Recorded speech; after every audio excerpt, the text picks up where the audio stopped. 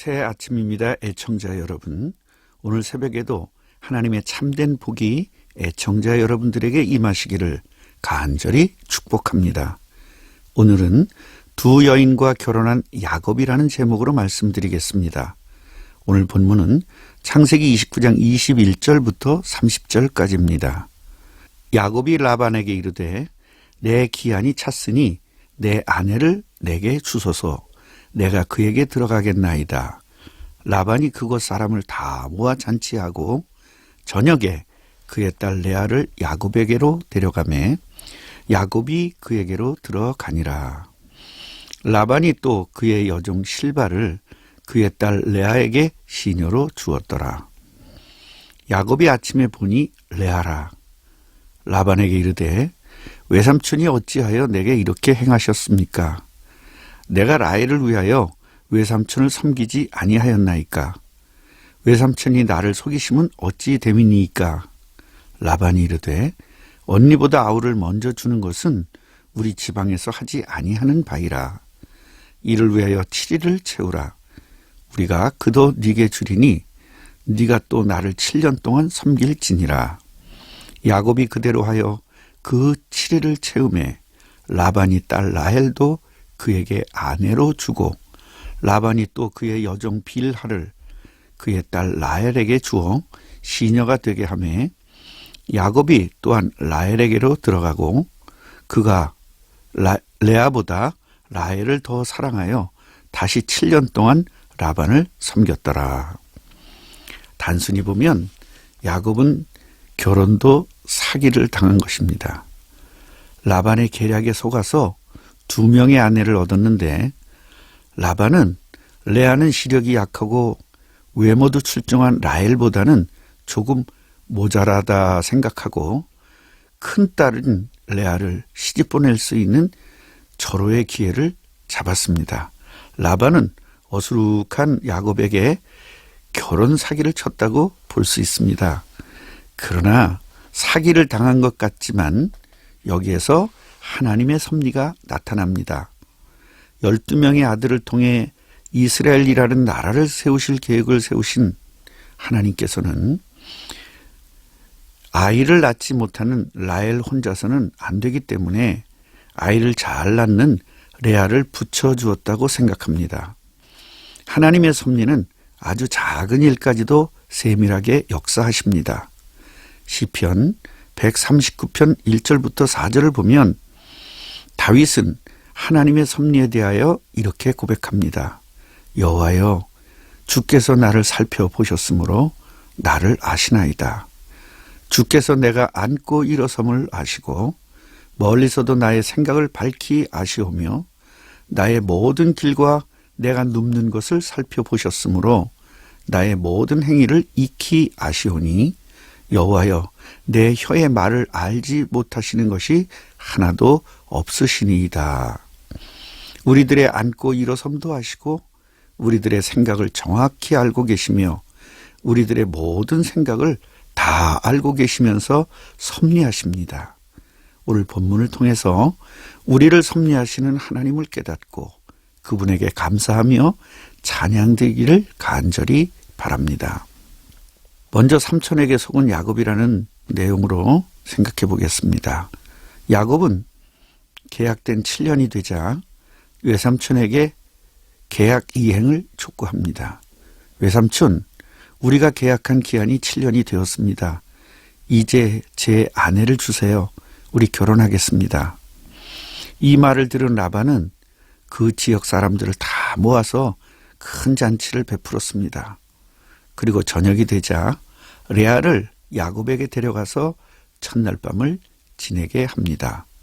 그리고 실바도 시녀로 주었습니다. 아침에 일어나자 야곱은 기겁을 했습니다. 라헬인 줄 알고 너무 기뻐서 사랑을 나누었는데 아침에 보니 레아였습니다. 얼마나 당황하고 얼마나 놀랬겠습니까? 야곱은 라반에게 이야기했습니다. 아니 외삼촌, 이게 어떻게 된 일입니까? 왜 저에게 이렇게 하셨어요? 제가 라헬을 위하여 7년을 외삼촌을 섬겼는데 저에게 어떻게 이렇게 하실 수 있습니까? 그러자 라반은 태연하게 말을 합니다. 우리 지역에서는 언니보다 동생을 먼저 시집 보내지 않는 풍습이 있단다.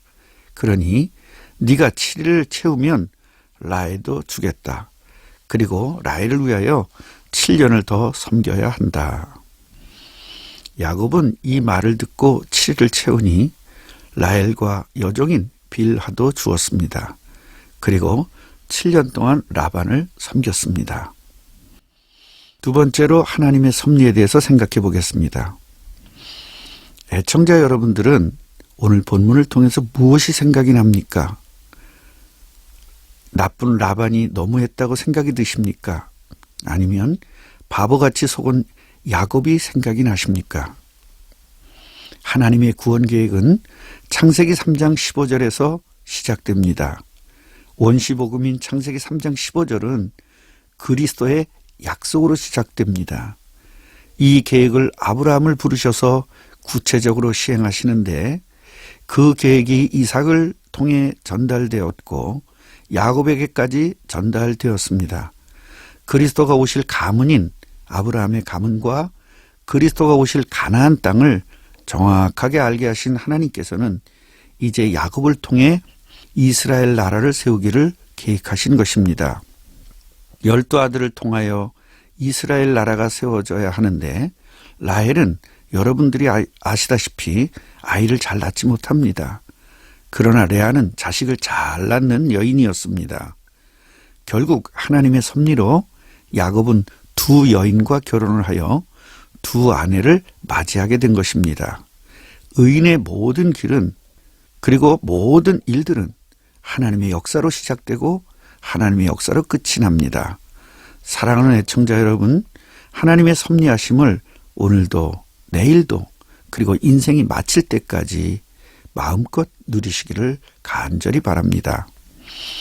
마지막으로 이 시대의 야곱으로 부르신 저와 여러분들은 깊이 깨닫고 오늘 말씀을 누리시기를 바랍니다. 요한복음 3장 16절 보면 하나님이 세상을 이처럼 사랑하사 독생자를 주셨으니 이는 그를 믿는 자마다 멸망하지 않고 영생을 얻게 하려 하심이라. 이 세상을 구원하시려고 그리스도를 약속하셨고 그 약속을 이루시기 위하여 이스라엘 나라를 세우시고 이스라엘 나라를 통하여 그리스도가 이 땅에 오셨습니다. 이스라엘은 이미 오신 그리스도를 세계에 전해야 하는데 그리스도이신 예수님을 믿지 않았습니다. 하나님께서는 예수님을 그리스도로 믿는 이방 민족들을 사용하시게 되었습니다.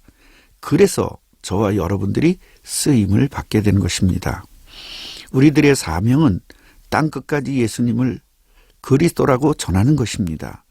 마태복음 28장 19절에는 모든 민족을 제자로 삼을 것을 말씀하셨고 마가복음 16장 15절에는 온 천하에 다니며 만민에게 복음을 전파하라고 하셨고 또한 누가복음 24장 47절에는 예루살렘에서 시작하여 모든 족속에게 전파될 것을 기록했습니다. 그리고 사도행전 1장 8절에는 예루살렘과 온 유대와 사마리아와 땅끝까지 증인이 되리라 라고 말씀하셨습니다.